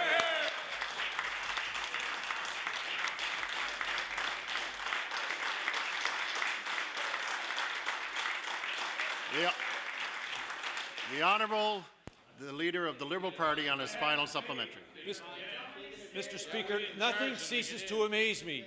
The Premier gets a standing ovation for creating a program that took $130,000 from immigrants coming into this province, gave $20,000 to some foreign broker firm, $10,000 to a company through an untendered contract, took $100,000 of people who came into this province wanting to have a new start, divvied it up, $80,000 to a company for, and you know what was great of this company to turn $20,000 of the immigrants' own money.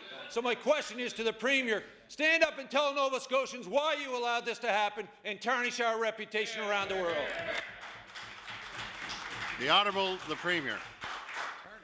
Mr. Speaker, this government introduced more programs, Mr. Speaker, than we had seen for many, many years in this province. This government has worked with our regional development associations.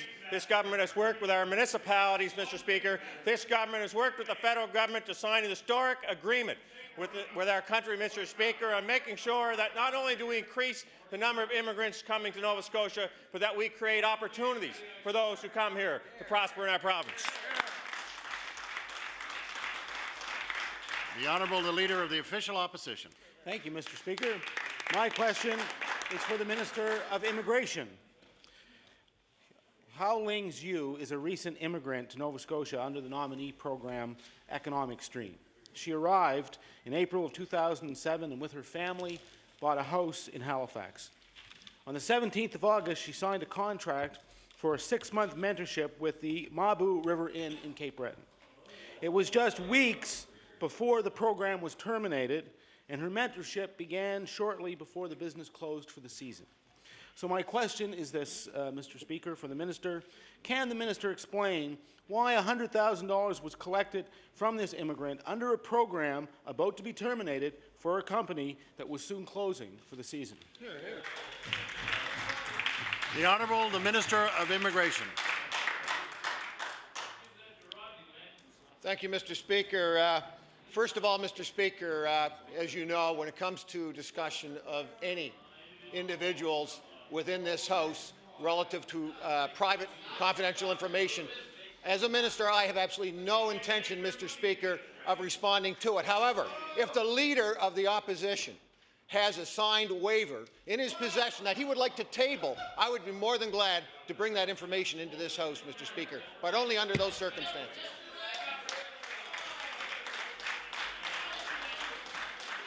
The Honourable the Leader of the... Order, please. Order. The Honourable the Leader of the Official Opposition on his first supplementary. Thank you, Mr. Speaker. As I recall, this is the Minister who was going to be open and transparent with respect to this file. That's what I remember, Mr. Speaker. Mr. Speaker, the key to a successful program is to match the right immigrant with the right business person. Now, Hao Ling Zhu lives in Halifax. She did not have a car to get to and from Mabu, so she completed just a few weeks of her mentorship. To her horror, The province began offering $100,000 refunds soon after she signed her contract. So my question, Mr. Speaker, is why won't the minister agree to review this and any other case where it appears that the mentorship did not provide the valuable work experience that was promised by this government? The Honourable, the Minister of Immigration. Mr. Speaker, as I said previously, this government has a responsibility to the citizens of this province for protection of privacy to individuals. I intend, as minister, to maintain and uphold that tradition within this House, Mr. Speaker, and I will not, cannot respond to individual cases. Thank you. The Honourable, the Leader of the Official Opposition on his final supplement. Thank you, Mr. Speaker. I'll ask my last question to the Premier, since the Minister doesn't seem to want to address the issues. For years, Mr. Speaker, the business community in Nova Scotia has been telling us that we need immigration to help grow our economy. If immigration is to succeed, people must be able to move to Nova Scotia knowing that they will find opportunities and the welcome that they need to put down roots here for them and for their families, Mr. Speaker. Making people spend $130,000 for services that they did not receive in full sends out a strong negative signal. So my question to the Premier is this: why won't you show good faith with potential immigrants by refunding the money for those who did not receive the promised services? The Honourable, the Premier. Mr. Speaker, I certainly, in echoing the Minister's comments, respect the rights of individuals' privacy and such in this province, Mr. Speaker. And I also respect the fact that many businesses, Mr. Speaker, were part of this program, Mr. Speaker, and certainly the one he speaks of is a quality business owner in our province, Mr. Speaker. Mr. Speaker, as we have said time and time again, the program is not continuing. Those who have already signed up and are going through the process will continue to go through that process. We've been very clear in our intentions, and Mr. Speaker, the government will carry forward as such.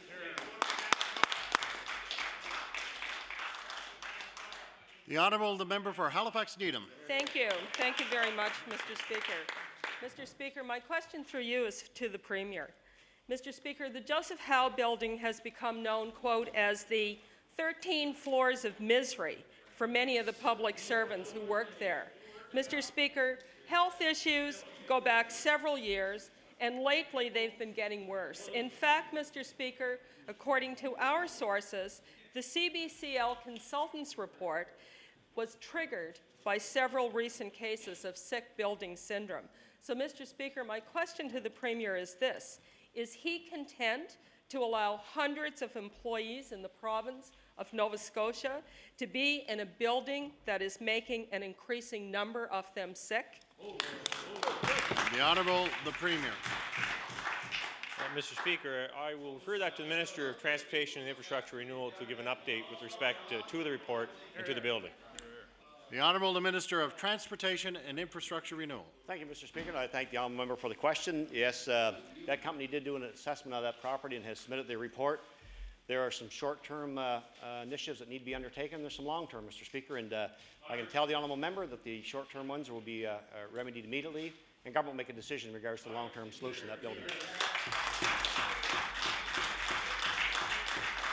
The Honourable, the Member for Halifax Needham on her first supplementary. Thank you, Mr. Speaker. Well, Mr. Speaker, as a result of these air quality issues, at least one public servant has invoked his rights under the Occupational Health and Safety Act to work at home in order to protect his health. And we understand that several others are seeking a similar remedy. So, Mr. Speaker, my question to the Minister through you is this: what did the government why did the government, as the majority of tenant in the Joe Howe building, not demand a higher standard from its landlord? The Honourable, the Minister of Transportation and Infrastructure Renewal. Thank you, Mr. Speaker, and again to the honourable member. We've only received that report within the last few weeks. We take that very seriously. In fact, Mr. Speaker, in all government buildings in this province, we ensure that occupational health and safety standards are met.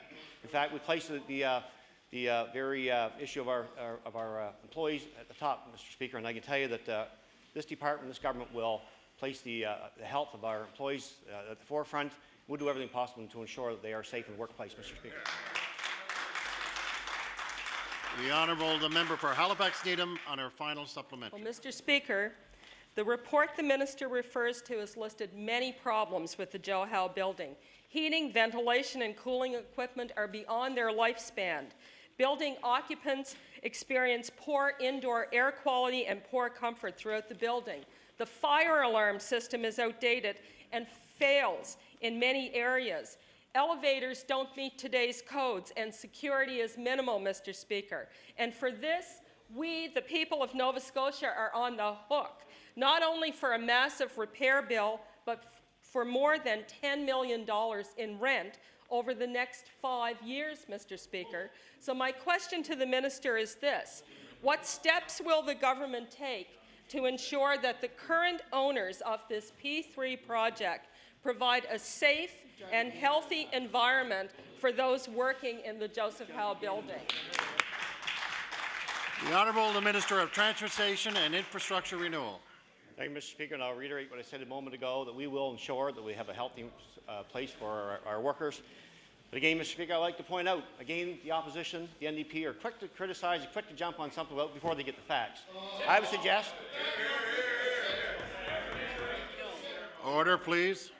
I would suggest, Mr. Speaker, that they gather the facts, and maybe then they'll have an idea what they're talking about.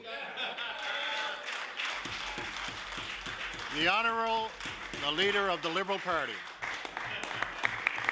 Thank you, Mr. Speaker. My question is for the Premier. Many nominees who have gone through the experience of dealing with our business mentorship program have a bad taste in their mouth. In most cases, nominees were forced to pay $130,000 for entry-level position and no choice with respect to their placement. To make matters worse, most nominees were matched with companies that were not in the same field that they had previously worked in. The nominees simply did not get what they paid for. So my question to the Premier is, what is your government's plan for the nominees who went through the program, paid their money, and stayed in Nova Scotia? The Honourable the Premier.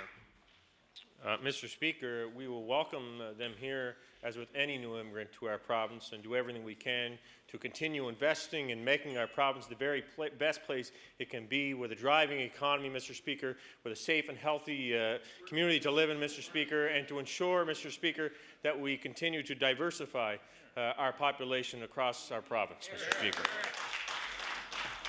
The Honourable the Leader of the Liberal Party on his first supplementary. Thank you, Mr. Speaker.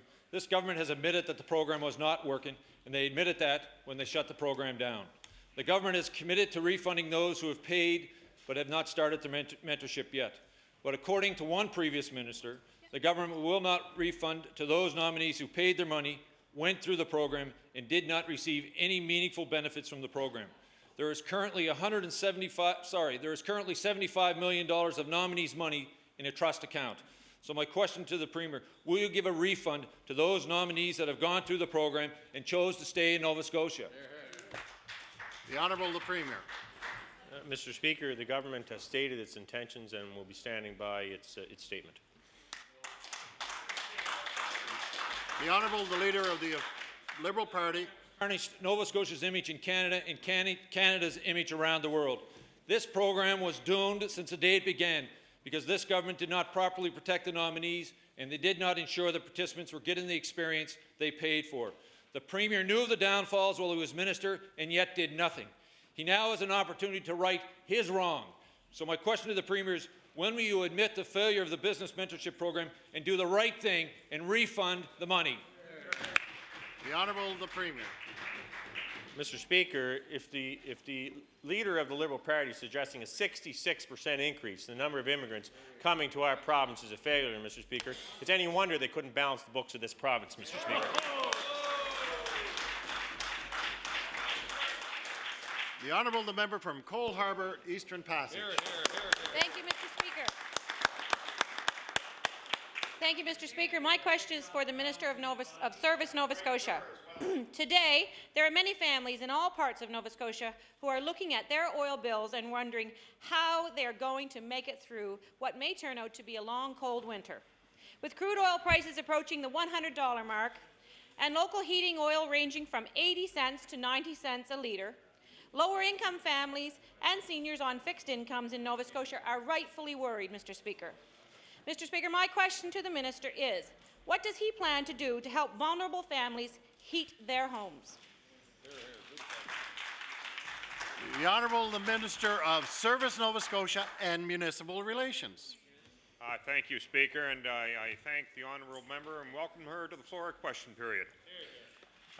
Mr. Speaker, last year this government embarked on a very ambitious program which saw the provincial portion of the HST rebated on all purchases of residential home heating fuel. The Honourable the Member for Cole Harbour Eastern Passage on her first supplementary. Mr. Speaker, removing the HST off home heating fuels and this government's abandoning of our most vulnerable citizens are completely two different issues. Why this minister refuses to acknowledge this is beyond me. I would be willing to bet that every member of this House can think of at least one elderly senior living in their family home and wanting to remain there, who just can't see how they're going to make ends meet with the high cost of fuels. My next question, Mr. Speaker, is to the minister is, why won't this government bring forward a plan to help some of Nova Scotia's most vulnerable heat their homes this winter? The Honourable the Minister of Service, Nova Scotia and Municipal Relations. Thank you, Speaker, and I will repeat what I said in response to her first question. Last year, this province embarked on a very, very ambitious program which sought rebate the provincial portion of the HST on all residential fuel. The cost of that program, Mr. Speaker, I think, and I'll look at my colleague, the Minister of Finance, was estimated to be $75 million, and I think that was a fairly substantial contribution. The Honourable the Member for Cole Harbour Eastern Passage on her final supplementary. Mr. Speaker, with the oil prices higher than we have seen in recent years, this government has to stop confusing the issue and bring forward a plan to help vulnerable Nova Scotians deal with the high oil prices. We had a program until this government axed it. My final question, Mr. Speaker, when will this government offer assistance to vulnerable Nova Scotians by reinstituting the Keep the Heat program? The Honourable the Minister of Service, Nova Scotia and Municipal Relations. Mr. Speaker, the Keep the Heat program was discontinued because after we had a year's experience with it, government took the position that it was better to... Order, please. The Honourable Minister. Government took the position, Mr. Speaker, that it would be in the best interest of more Nova Scotians to rebate the home heating, the provincial portion of the HST on home heating fuel. And if we took a look at those numbers from 2 years ago, Mr. Speaker, I think on the average says that the rebates were higher under the present program than they were under the former program. The Honourable the Member for Dartmouth East. Thank you, Mr. Speaker. My question is for the Minister of Health.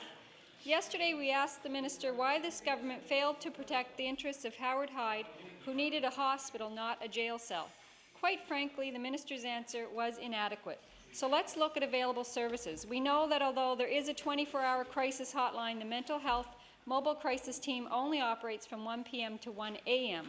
My question for the Minister is, how do staffing restrictions affect the performance of the mental health mobile crisis team? The Honourable Minister of Health.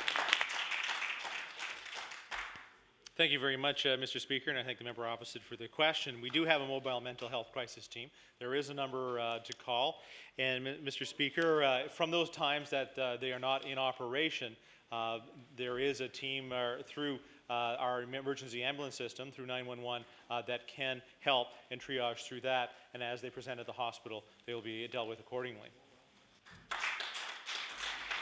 The Honourable the Member for Dartmouth East on her first supplementary. Thank you, Mr. Speaker. Mr. Speaker, as the Minister knows, the major concern about the Involuntary Psychiatric Treatment Act is that the government would not guarantee that the necessary services would be in place before it was enacted. Since the Minister assures us that proper resources are in place, there must be another reason why Mr. Hyde was charged criminally instead of treated in a hospital. The Act is very specific in detailing the involuntary admission of people who are at risk because of a mental disorder. What assurances will the Minister give us that all the proper procedures outlined in the Act were followed the night that Howard Hyde was arrested? The Honourable the Minister of Health. Thank you very much, Mr. Speaker. And Mr. Speaker, for the Act to apply, the Involuntary Psychiatric Treatment Act, someone needs to take that individual to an ER to be assessed. For example, that can be police or family members. Now, in this case, as I cannot speak to the specific case, I don't know if that was done. The Honourable the Member for Dartmouth East on her final supplementary. Mr. Speaker, Mr. Hyde's situation is not unique.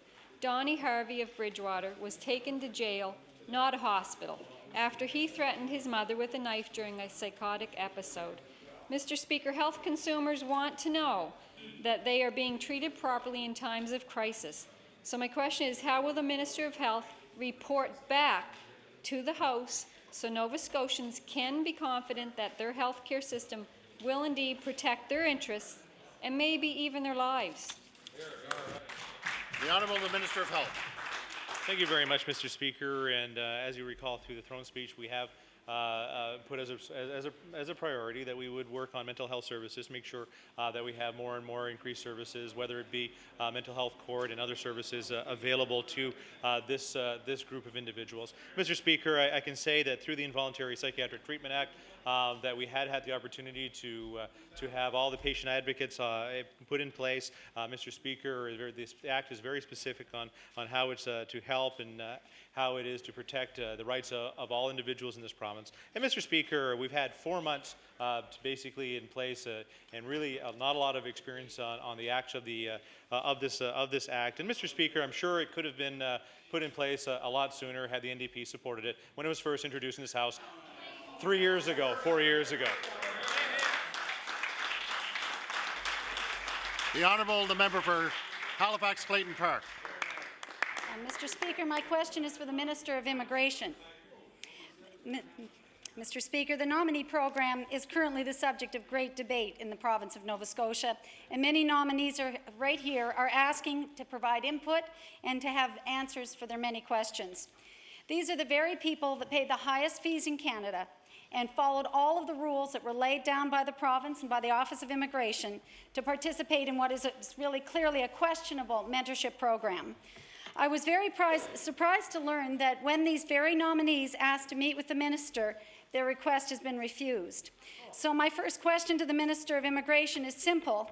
Why haven't you sat down with the representatives of the nominees who have currently signed mentorship agreements? The Honourable the Minister of Immigration. Mr. Speaker, the honourable member opposite raises a point that I'm not sure who she's speaking of. Can you clarify the? I mean, there are several people have called me, and we have taken it upon ourselves in our office to speak to some. So, Mr. Speaker, if she could clarify the situation for me, I could respond to the question. It's very arbitrary. The Honourable the Member for Halifax Clayton Park on our first supplementary. Mr. Speaker, I appreciate the opportunity, although I think I should get an extra question. I'd like to table a letter. Thanks. Start over. Okay. All in favor? No.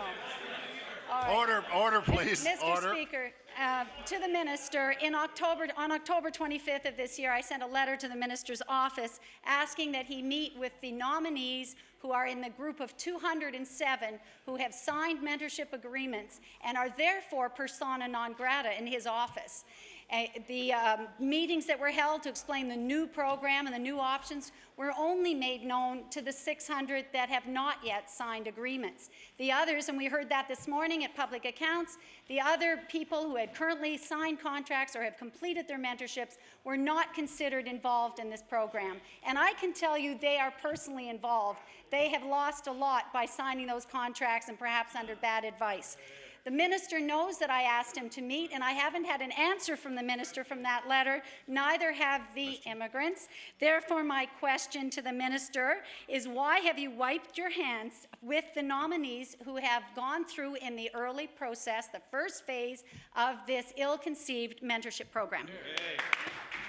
The Honourable the Minister of Immigration. Mr. Speaker, the member makes reference to an ill-conceived mentorship program. I don't think you can fight the numbers of the 1,223 people that have entered this wonderful province, along with probably a multiple of 4 per each member or nominee that has entered the province, probably in the vicinity of 5,000 new wonderful residents for this province, Mr. Speaker. Between 2003, we started with 1,447 total immigrants into this province. 2006, 2,585 new immigrants, new residents for this province have entered Nova Scotia. This program, Mr. Speaker, though maybe some issues, I'll tell you right now, has done a great job for this province, and we will continue as a government, Mr. Speaker, to attract new nominees to our nominee program by the current 4 streams that we have on operation, and with the new entrepreneurial stream that will be coming about in the new year, Mr. Speaker. Thank you. The Honourable the Member for Halifax Clayton Park on her final supplementary. Mr. Speaker, increasing immigration to this province is a priority for all of us in the House, and I think it's had all-party support. We are very pleased to see Nova Scotia marketed as a wonderful place to live, but this program has left a black eye for our province. It has hurt us. And Mr. Speaker, the way we deal with the people who have come here in good faith is going to have long-lasting repercussions to our province. We have about 100 families that are settled here now, have gone through the program and played by the rules, and I want to see them treated fairly, Mr. Speaker. 85% of the new immigrants that our minister speaks about were economic immigrants. Therefore, Mr. Speaker, I am asking the minister to show the respect that these people deserve and commit today to sit down and meet with their representatives in order to hear their concerns. The Honourable the Minister of Immigration. Mr. Speaker, first of all, for any member opposite to be saying that we don't respect immigration and the immigrants in this province is absolute lunacy. I'm sorry. We as a government respect the immigrants in this province. We will be very aggressively pursuing a new program to draw more and more immigrants to this province, Speaker.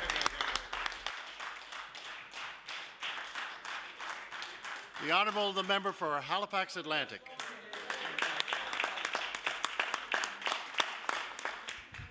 Thank you, Mr. Speaker, and my question is for the Minister of Tourism, Culture and Heritage. Yesterday, the Minister announced that his government plans to repeal the Tourist Accommodations Act.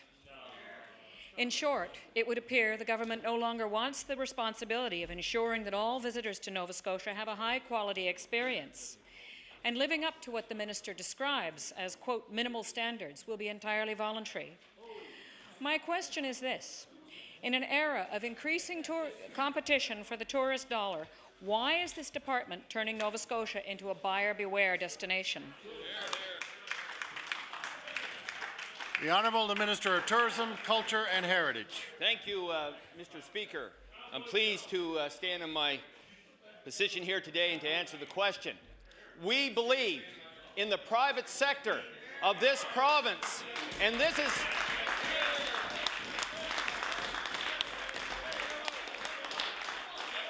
Mr. Speaker.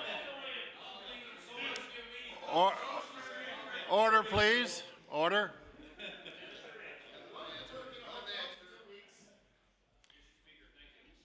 We believe in the private sector and private sector industry. This initiative has been endorsed by Tyans, Mr. Speaker. The Honourable the Member for Halifax Atlantic on her first supplementary.